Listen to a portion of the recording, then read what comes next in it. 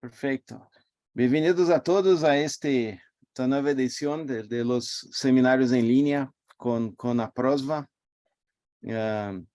Mucho gusto estar ahí con usted otra vez. Y hoy tenemos un tema importante que es al respecto de un directorio para las zonas de nombres de dominio, que comúnmente llamamos de sistema RUIS, y vamos a hablar de la migración de ese sistema, porque ahora necesitábamos hacer esta migración desde un sistema que es uno de los originales de Internet hasta un sistema nuevo por diversas razones de evolución técnica y política también.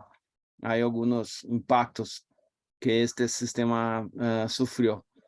Y eso, Nico. Y vamos a iniciar por un repaso también de DNS, y después yo voy a hablar un poco de RUIS, y Nicolás va a hablar respecto del nuevo sistema RDAP. Preguntas ahí cuando quieran por el chat, o si quieren levantar la mano, siempre a las órdenes. Entonces, primero un repaso de DNS, solamente revisando o que vimos en las últimas clases, ¿no? Que, bueno, ahí tenemos la tradicional estructura de árbol invertido de DNS, donde podemos representar el espacio de nombres, ¿no? Los domain names. Entonces, de esta manera, podemos identificar qualquer sitio, qualquer máquina a través del sistema de nombres de dominio.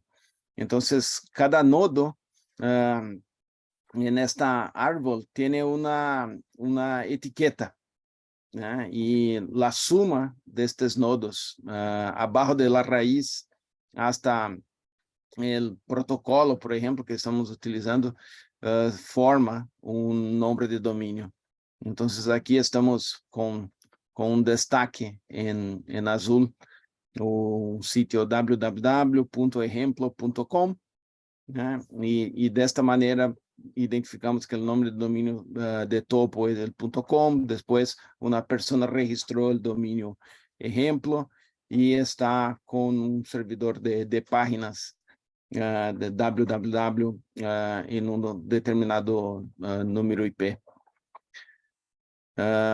Entonces, llamamos este conjunto secuenciado de etiquetas de un nombre de dominio fully qualified. No sé cómo se dice en español, Nico, mas el www.ejemplo.com, separado por los puntos hasta la raíz, es lo que tenemos como concepto un dominio. Eso. Sería un nombre de dominio, nombre de dominio completamente calificado. Completamente calificado. Eso. Eso. Perfecto. Y en la próxima diapositiva tenemos el concepto de delegación de administración, que son las zonas. Entonces, las zonas nos permiten definir una área de control. Entonces, una vez que tenemos un registro abajo de un nombre de dominio de topo, aquí en ejemplo, somos los administradores de esta zona, y abajo del nombre ejemplo podemos determinar muchos otros sitios o muchos otros servicios, como servidores de correo electrónico, servidores de páginas y así por delante. Entonces, una vez que una persona registra un nombre de dominio, una persona o una institución, esa persona es responsable, o sea, recibió la delegación de una zona en el sistema de nombres de dominio. Entonces, creo que todos ustedes tienen un nombre de dominio, son responsables por una determinada zona como esta, ¿no? Este, entonces, es el carácter técnico de cómo hacemos la organización para la distribución de nombres, para que sean registrados como las personas quieren, abajo de los dominios de topo, que pueden ser los genéricos y los dominios de código de país. Esa es una pequeña revisión. No sé si hay alguna pregunta hasta ahora? Creo que no. Entonces, hay un otro tema, ya que vimos ahora cómo se hace esta distribución técnica, hay una otra preocupación de los ingenieros que diseñaron la Internet, es que cómo saber cuál es la persona o institución que está por detrás de cada zona en el sistema de nombres de dominio.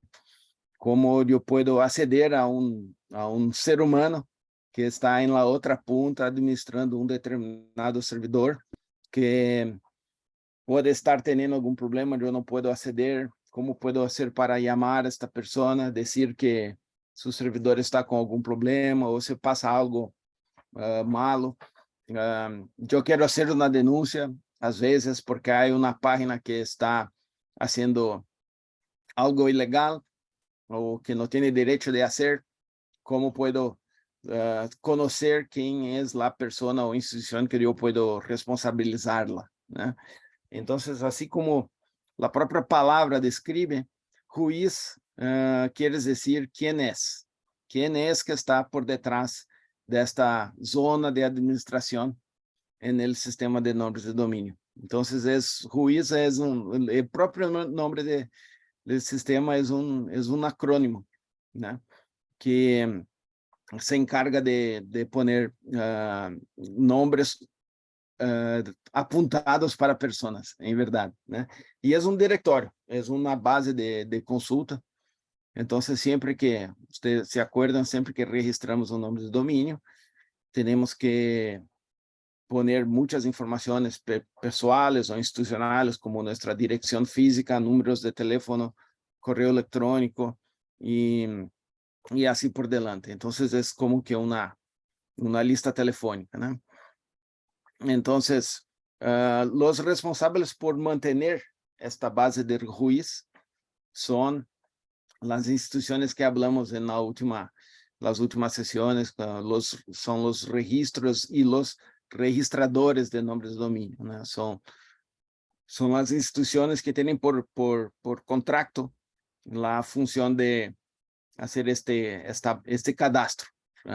Tomar estes dados de las personas que hacen los registros de nombres y almacenarlas, y no solamente mantenerlas, pero también publicarlas en la internet, ¿no?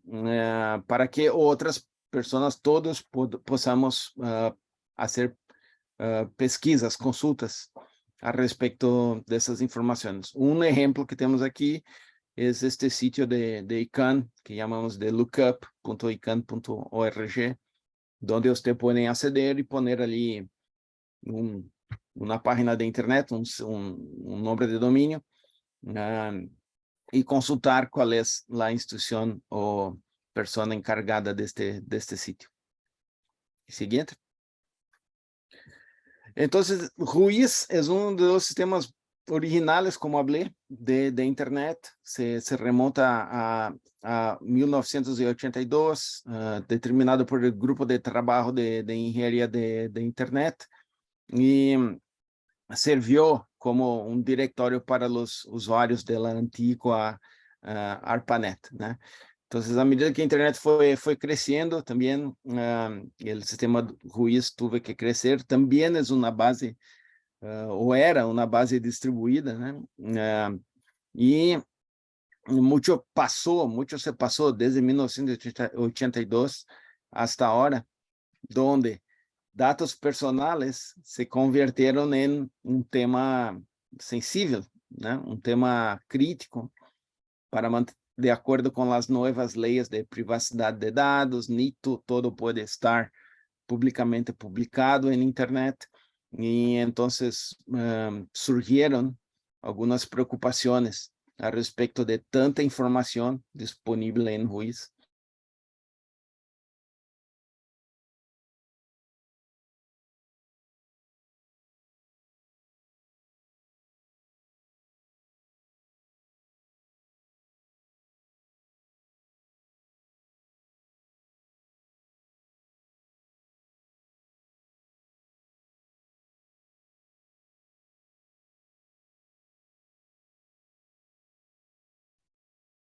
Hola a todos. No sé si yo perdí la conexión o Daniel perdió la conexión. ¿Me escuchan? Daniel parece. Ah, Sí. Daniel perdió la conexión. Bueno, igual vamos a continuar desde ahí. Entonces, si Daniel recupera, luego continúa. Entonces, como estaba diciendo Daniel, el juiz fue este mecanismo originalmente pensado para asociar información de registro a los nombres de dominio. Entonces, una base de datos, una especie de base de datos distribuida, pública, ¿sí? Que, como decía Daniel, se utiliza para eso, para cada vez que se registra un nombre de dominio nuevo, quien registra el nombre de dominio, quien adquiere el nombre de dominio, tiene que proveer cierta información. Esa información se almacena en esta base de datos de juiz, ¿sí? Y es posible que sea consultada por cualquier persona. Esta versión, este sistema, juiz, esta base de datos, tiene algunas limitaciones, ¿sí? Entre ellas, tiene limitaciones como, por ejemplo, no provee un mecanismo para discriminar quién accede. Digamos, si una vez que la información es pública, cualquiera puede acceder a esa información, cualquiera. No importa el nivel, no hay forma de definir niveles de permisos ni autorizaciones especiales, ni nada. Todos pueden acceder a la información es completamente pública. Tampoco existe un mecanismo para transferencia segura de la información que sea nativo del protocolo. Si el protocolo juiz no prevé ese tipo de mecanismos en su diseño original. Y otro problema que presenta el protocolo juiz es que la forma en la que se muestra la información a los usuarios, una vez que consultan la base de datos está distribuida, es decir, no hay un solo repositorio, ¿sí? Cada organización, cada registro, por ejemplo, puede mantener debe mantener su propia base de datos juiz. Entonces, cuando se consulta esa información, ¿sí? La forma de desplegar la información al usuario no es homogénea, ¿sí? Puede ser que, dependiendo del administrador de esa parte de la base de datos de juiz, la información se muestre un poco distinta, ¿sí? No hay una forma de visualizarla, no hay una forma homogénea de visualizar la información. Entonces, en base a esas, si se quiere, carencias o aspectos que se pueden mejorar, que se podían mejorar del protocolo juiz, es que surge esta idea de sustituir el protocolo juiz por un nuevo protocolo que mejore de alguna manera, ¿sí? Que solucione esos problemas y mejore esos aspectos que se habían identificado como oportunidades de mejora, digamos, como aspectos a corregir respecto a la versión anterior del protocolo llamada juiz. Entonces, en determinado momento, se crea un nuevo protocolo que se conoce con el nombre de RDAP, ¿sí? Entonces, RDAP es una sigla, RDAP-C es una sigla, ¿sí? Una sigla en inglés que quiere decir Protocolo de Acceso a Datos de Registro, ¿sí? Registration Data Access Protocol, ¿sí? Que justamente permite a los usuarios acceder a los datos de registro actuales, ¿sí? Y a los registros futuros. Es decir, la idea detrás de RDAP es que todo lo que estaba almacenado en esta base de datos juiz se migre, sea accesible vía este nuevo protocolo, accesible vía RDAP. RDAP también fue desarrollado, al igual que juiz, por el Grupo de Trabajo de Ingeniería de Internet, por la IETF, digamos, organismo de estandarización de todos los protocolos, digamos, sobre todos los protocolos software de Internet, como TCP, como IP, etc. ¿Sí? Y RDAP se piensa desde un comienzo como reemplazo del protocolo juiz. La idea no es que coexistan para siempre, sino que la idea es que en algún momento se deje de utilizar el protocolo juiz y se pase a utilizar el protocolo RDAP, ¿sí? Entonces, RDAP, como dice ahí, es un protocolo de entrega de datos registro similar a juiz, pero su implementación, ¿sí? Es diferente de la implementación de juiz. La implementación de RDAP es diferente de la implementación de juiz y estandariza algunas cosas que juiz no estandarizaba. Entonces, entre otras cosas, por ejemplo, RDAP estandariza la forma de acceder a los datos, estandariza el formato de respuesta de los datos. Y cuando uno hace una consulta, el formato de respuesta está estandarizado, en Juiz no está estandarizado, es decir, todas las bases, sin importar la base de datos de Juiz, sin importar la base de datos de REDAP que yo consulte, los datos que voy a obtener van a tener el mismo formato, van a estar formateados de la igual manera, ¿sí? Entonces yo después puedo interpretar esa información de respuesta y desplegar los datos en forma más adecuada, digamos, y en forma más homogénea con REDAP de lo que podía hacer antes con, o de lo que puedo hacer hoy en día con Juiz, ¿sí? Además de la estandarización de los datos y los formatos de respuesta, Juiz también incluye soporte para la internacionalización de los nombres para los nombres de dominio internacionalizados. ¿Se acuerdan que los nombres de dominio originalmente solo se podían utilizar para describir un nombre de dominio, para generar un nombre de dominio, solo se podrían utilizar caracteres ASCII, ¿sí? O sea, palabras, digamos, hechas con caracteres ASCII de habla inglesa. Básicamente no se podía representar una ñ, por ejemplo, en español, no se puede representar un tilde, no se puede representar letras en árabe, no se pueden representar letras en chino, no se pueden representar letras en griego, en cirílico, etcétera, etcétera. La internacionalización de los nombres de dominio es un mecanismo que introduce formas para poder representar a través de lo que se llaman códigos Punicode, ¿sí? Representar, utilizando el mismo formato que se utiliza para representar los caracteres ASCII, ahora se utiliza para representar básicamente, virtualmente, cualquier tipo de carácter de cualquier lenguaje, ¿sí? Entonces permite crear nombres de dominio basados en cualquier lenguaje y no exclusivamente en el inglés, ¿sí?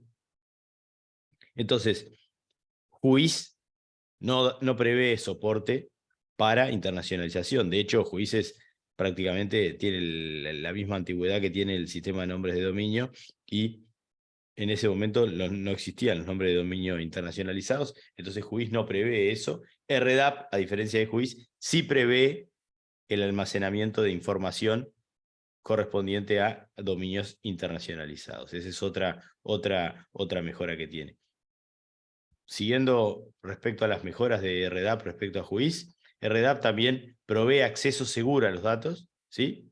Y también provee, ahora vamos a ver cómo, y también provee la capacidad de proporcionar acceso diferenciado a los datos de registro. ¿Qué es el acceso diferenciado a los datos de registro? Bueno, RDAP está pensado para que se pueda autenticar a determinados usuarios. Entonces, yo voy a tener la base de datos de REDAP, que va a ser una base de datos pública, igual que la de Juiz.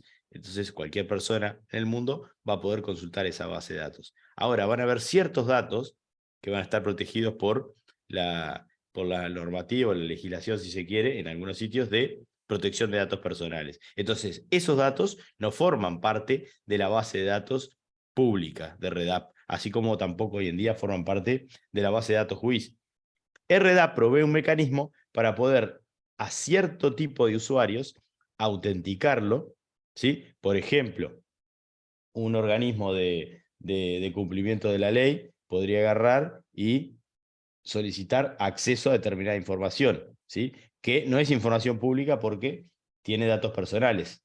Entonces, se podría generar un usuario, ¿sí? Con unas credenciales para que determinados organismos puedan, utilizando esas credenciales, acceder a datos que no son públicos, ¿sí? Eso es acceso diferenciado. Dependiendo de cuál es el organismo que está tratando de visualizar los datos, utilizando determinadas credenciales, puede acceder a más información que no es pública, ¿sí? Eso tampoco se puede hacer con Juiz, ¿sí? No está previsto en el protocolo Juiz, y sí está previsto en este nuevo protocolo RDAP, ¿sí? Entonces,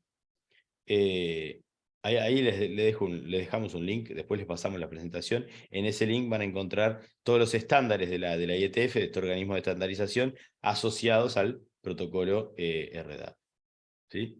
Entonces, esas son algunas de las diferencias entre REDAP y Juiz. Como decíamos, bueno, el tema de la internacionalización de los nombres de dominio, el tema del acceso seguro a los datos, el tema del acceso diferenciado de los datos, el tema de que las consultas y las respuestas están estandarizadas, ¿sí? También están estandarizados los mensajes de error. En caso de que uno haga una consulta por un tipo de información, por un registro para el cual no hay registro en la base de datos de REDAP, el REDAP va a responder con un mensaje de error, ¿sí?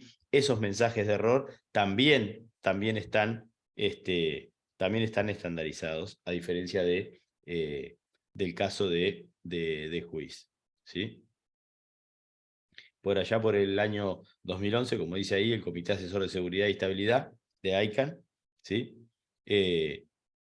Aconsejó, ¿sí?, que la comunidad de ICANN evalúe y adopte el protocolo de reemplazo, o sea, evalúe y adopte el protocolo RDAP. Hay un informe del grupo asesor en materia de seguridad y estabilidad, que es el SSAC, ¿sí? El informe 051 del SSAC justamente habla sobre terminología y estructura de juiz, de nombres de dominio y del nuevo protocolo. Entonces, ¿cómo surge este protocolo? Bueno, ICANN trabaja con a través de un grupo de discusión, entre el cual participan registradores de dominios genéricos, o sea, GTLDs, ¿sí?, etcétera, para crear justamente lo que se llaman perfiles de REDAP, ¿sí?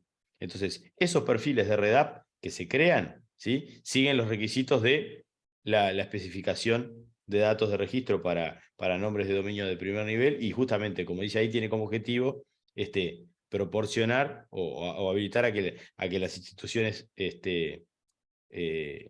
proporcionar instrucciones, técnicas a los registros y registradores sobre cómo implementar los servicios RDAP de manera coherente. Es decir, ahora los registros y registradores que antes implementaban las bases de datos de juiz para sus dominios, ahora lo van a hacer por RDAP según una especificación bastante más completa que lo que era la especificación de juiz, ¿sí?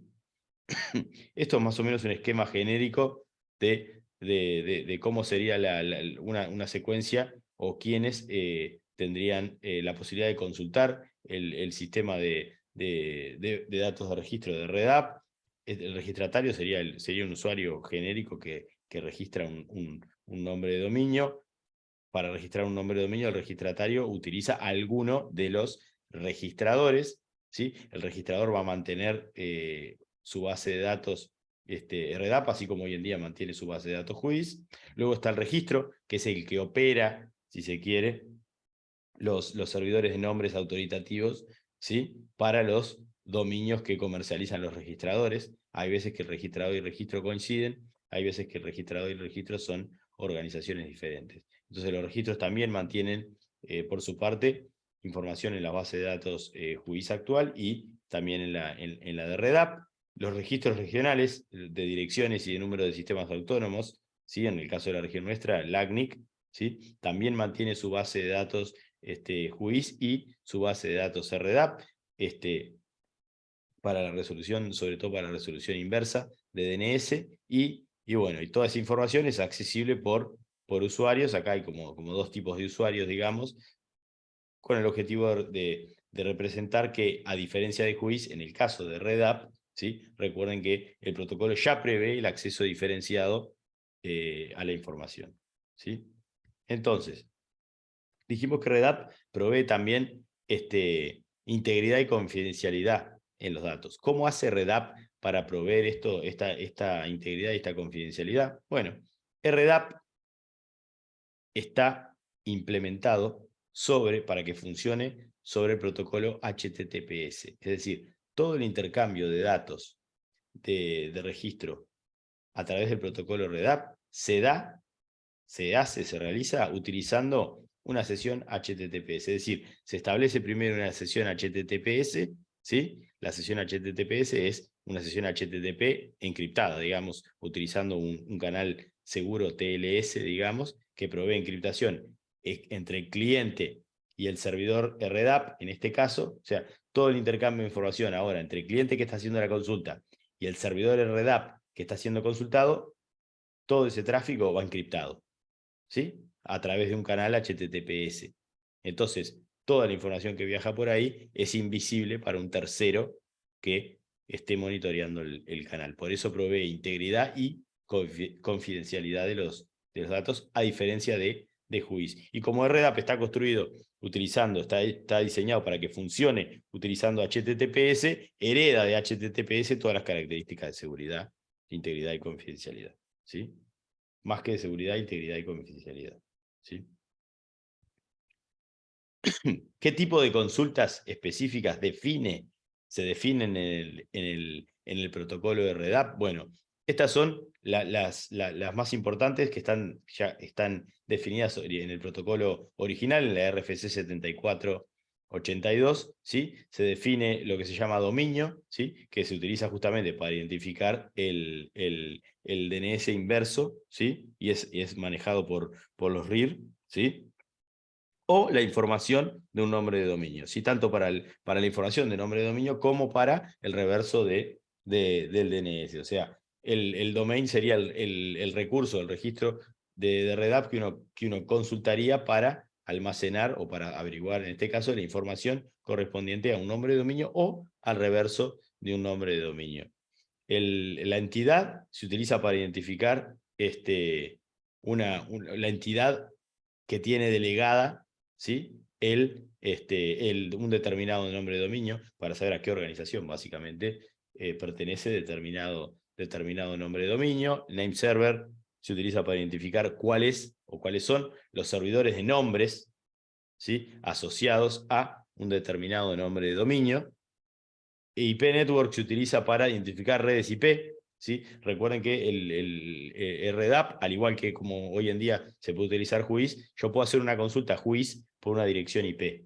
También puedo hacer una consulta RDAP por una dirección IP y lo que me va a devolver el sistema es qué organización tiene delegado el bloque de direcciones IP, el conjunto de direcciones IP que contienen esa dirección específica que yo estoy configurando. Yo puedo consultar por una dirección específica, puedo consultar por un bloque de direcciones y lo que me va a devolver el sistema es quién es la organización a la cual, en este caso, el registro regional delegó ese bloque, ese conjunto de direcciones IP, tanto para direcciones IP versión 4 como para direcciones IP versión 6. Y por último, el recurso ASN es el que se utiliza justamente para almacenar la información asociada a un determinado número de sistema autónomo. También se puede hacer una consulta WHOIS y se puede hacer una consulta de RDAP por un número de sistema autónomo y el sistema, la base de datos de RDAP, en este caso me va a devolver cuál es la organización a la cual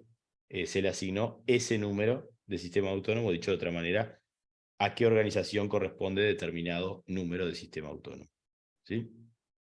Eso ya está predefinido en RDAP, y la otra ventaja que tiene RDAP es que RDAP es extensible, o sea, permite definir, además de estos que hablamos, permite definir en principio cualquier recurso, y hay un proceso para crear nuevos tipos de información, definir nuevos recursos a nivel de RDAP. Es un proceso que está especificado, está estandarizado.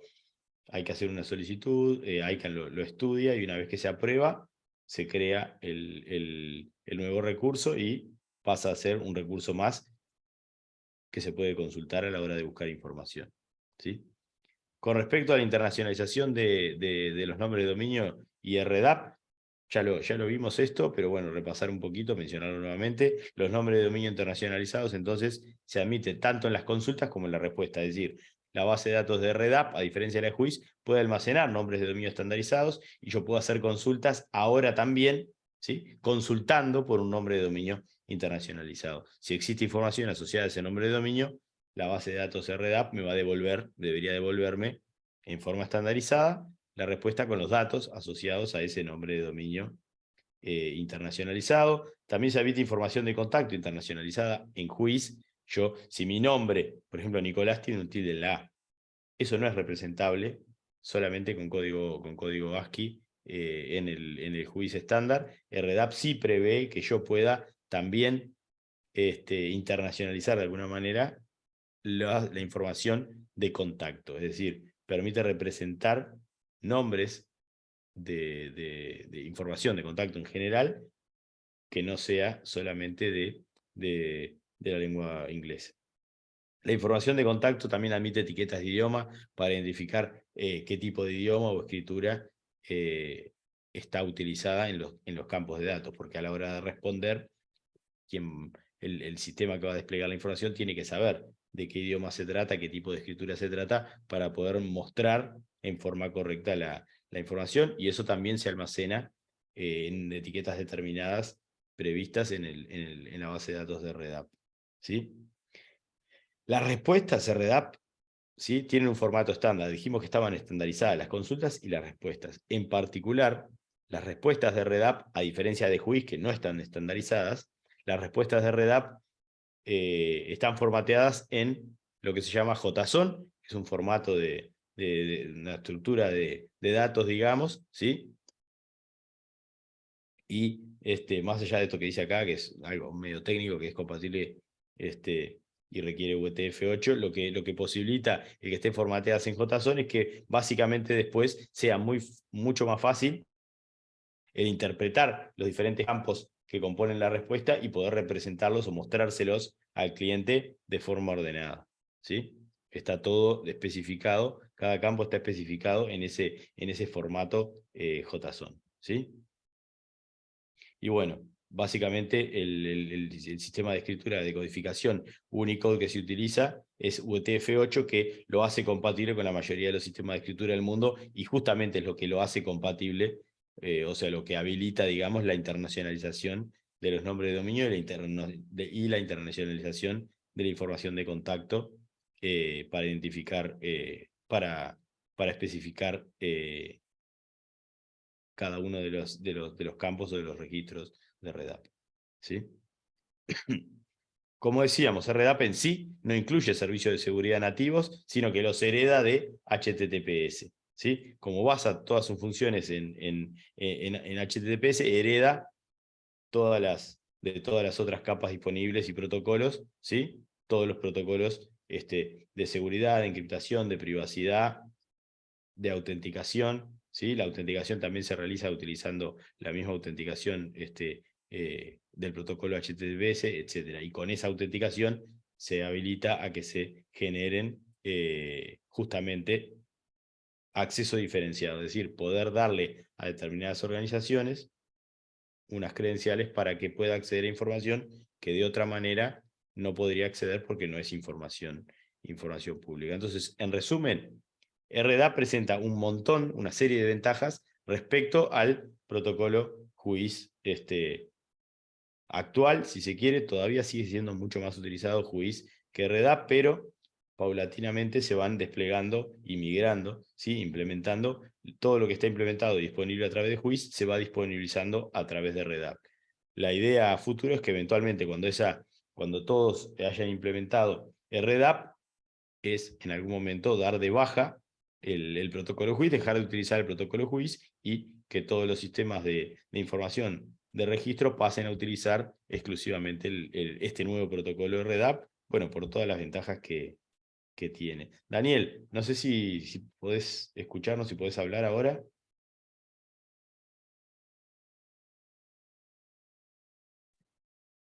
Sí, Ahí está. Te habíamos perdido y bueno, yo ¿me continué con escuchas? la presentación ahí. Sí, sí, te escucho perfecto.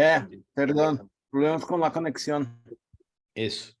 La presentación de hoy, como le decía, era breve, 40 minutos. Nos llevó un poquito menos de 40 minutos.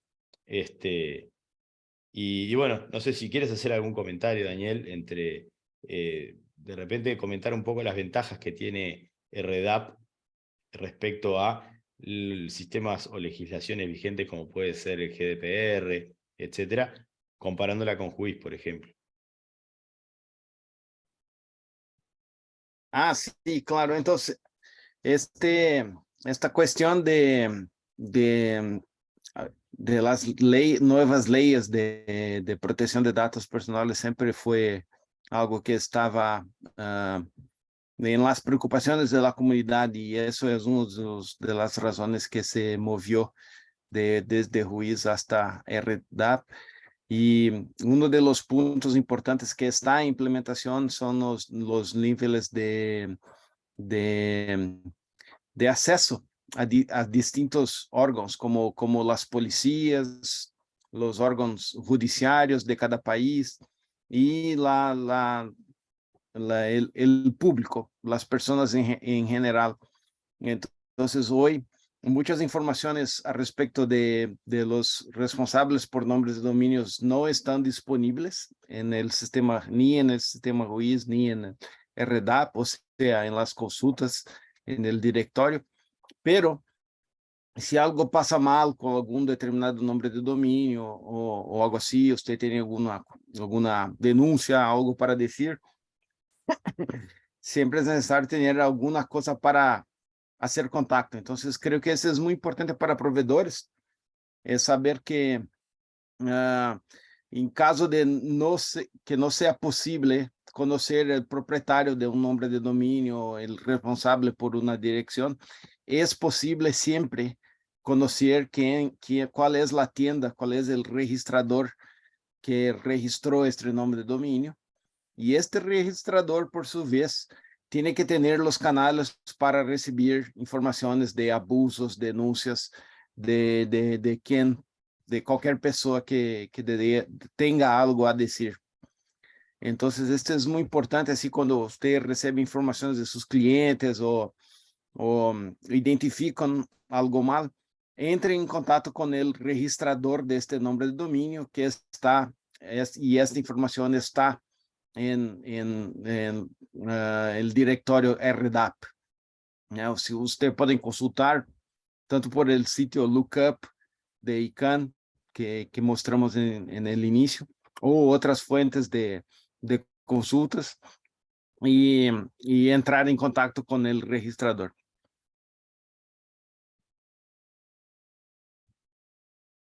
Para agregar solo un comentario más, así como existen, Daniel habló de este cliente web que está disponible en el sitio de ICANN para poder hacer consultas, y ese cliente web permite tanto consultas JUIS como consultas RDAP.